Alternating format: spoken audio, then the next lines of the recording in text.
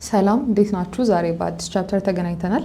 በዛሬው ቻፕተር እንግዲህ የምንነጋገረው አፍሪካ በተለይ ከ1960 ዓመተ ምህረት በኋላ ስለነበረችበት ሁኔታ ነው ዲስከስ የምናደርገው። 1960 እንግዲህ ብዙ ነገሮችን በውስጥ የያዘ ነው።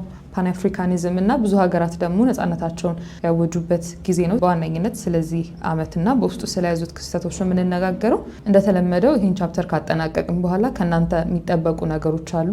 እነዚህም አንደኛው ኮምፔር ኤንድ ኮንትራስት ዲፍረንት ፎርምስ ኦፍ ናሽናል ሊበሬሽን ስትራግልስ ኢን አፍሪካ። አፍሪካ ውስጥ በተለያየ ጊዜ የተደረጉ ሀገራት የተለያዩ ህዝቦች ራሳቸውን በተለይም ከኮሎኒያሊዝም ከቀኝ ግዛት ራሳቸውን ነፃ ለማውጣት ያደረጉትን ፕሮሰስ እያንዳንዱን ታወዳደራላችሁ፣ እርስ በርስ ኮምፔር ኤንድ ኮንትራስት ታደርጋላችሁ። እንዲሁም ደግሞ አፕሪሺየት አፍሪካን ስትራግል ፎር ፖለቲካል ኢንዲፔንደንስ። እንግዲህ አፍሪካኖች በዋነኝነት ሀገራቸውን ነፃ ለማውጣት ያደረጉትን ጥረት፣ የፖለቲካ ነፃነት ለማግኘት ያደረጉትን ጥረት፣ እነዚህን ሁሉ በደንብ እንድትረዱና ኤክስፕሌን እንድታደርጉ ከእናንተ ይጠበቃል። ከዛም በተጨማሪ አውትላይን ሜጀር ሶሾ ኢኮኖሚክ ፕሮብሌምስ ኦፍ አፍሪካን ኢንዲፔንደንት ኔሽንስ። እንግዲህ እነዚህ አፍሪካን ሀገራት ነፃነታቸውን አገኙ ብለናል። ነፃነታቸውን ካገኙ በኋላ ግን የገጠማቸውን ሶሾ ኢኮኖሚክ ፕሮብሌሞች ከማህበራዊ፣ ከኢኮኖሚያዊ፣ ከፖለቲካዊ ከነዚህ ሁሉ አንጻር ከነዚህ ሁሉ ዳይሜንሽን እየተረዳችሁ የገጠማቸውን ችግሮች ትናገራላችሁ፣ ትዘረዝራላችሁ ማለት ነው። ከዛም በተጨማሪ ኢቫሉዌት ሰክሰስ ኤንድ ሊሚቴሽን ኦፍ አፍሪካን ሪጂናል ኢኮኖሚክ ኢንተግሬሽን። የአፍሪካ ሀገራት እርስ በርስ የነበራቸውን የኢኮኖሚያዊ ሊሆን ይችላል፣ የማህበራዊ፣ የሶሻል፣ የፖለቲካል እርስ በርስ የነበራቸውን ትስስር ኢቫሉዌት ታደርጋላችሁ።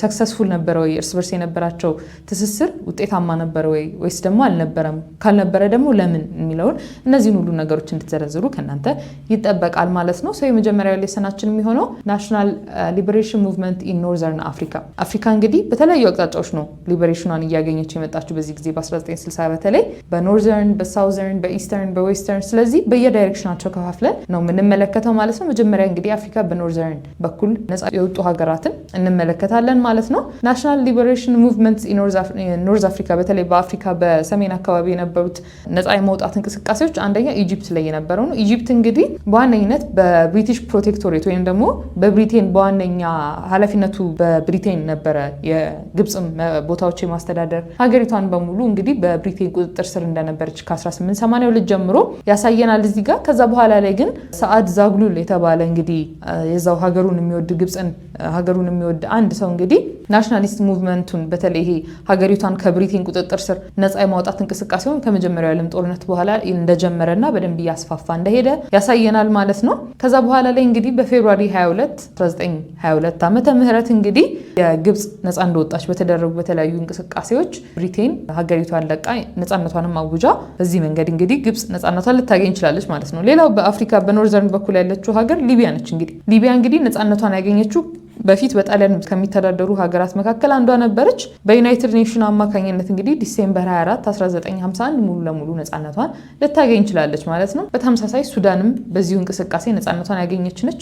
ግብፃውያን እንግዲህ በተለይ ቅድም ያልኳቸው ሀሳብ ጋር በተያያዘ ሰዓድ ዛግሉል ካልኳቸው ጋር በተያያዘ በተለይ ፋሮክ የተባለው የግብፅ ንጉስ በአመፅ ከተጣለ በኋላ ነው አብዛኞቹ የግብፅ እንቅስቃሴዎች ስኬታማ የነበሩት። ምክንያቱም ይሄ ንጉስ አብዮትን የሚወድ አልነበረም ወይም ደግሞ ሪቮሉሽንን የሚወድ አልነበረም። እሱ ከተጣለ ወይም ከስልጣን ከወረደ በኋላ ግን ሪቮሉሽኖች የሚደረጉት አብዛኞቹ ሪቮሉሽኖች የተሳኩ እንደነበረ በወቅቱ ያሳየናል ማለት ነው። አንግሎ ኢጂፕሽያን ኮንዶሚኒየም ኢንድድ ጃንዋሪ 1 1956። ከዚህ በፊት በነበረው ሌሰን እየነገርኳችሁ መጥቻለሁ። አንግሎ ካልን ሁልጊዜም እያወራን ያለ ነው ስለ ብሪቴን ነው። ኢጂፕሽያን ካላችሁ ደግሞ ኦብቪየስሊ ኢጂፕት ነው ማለት ነው። ስለዚህ እነዚህ ሁለቱ ሀገራት ሱዳንን በአንድ ላይ ይመሯት ነበረ። ሁለቱ ሀገራት አንድ ሀገርን ይመሩ ነበር። አንግሎ ኢጂፕሽያን ኮንዶሚኒየም የተባለው ስምምነት ማለት ነው፣ የሁለቱ ሀገራት ስምምነት ሱዳንን ለመምራት። በኋላ ላይ ታዲያ ይሄ ስምምነት ጃንዋሪ 1 1956 ሙሉ ለሙሉ ያበቃል። በዚህም አማካኝነት እንግዲህ ሱዳን ሙሉ ለሙሉ ኮምፕሊትሊ ነፃነቷን ልታገኝ ይችላለች ማለት ነው።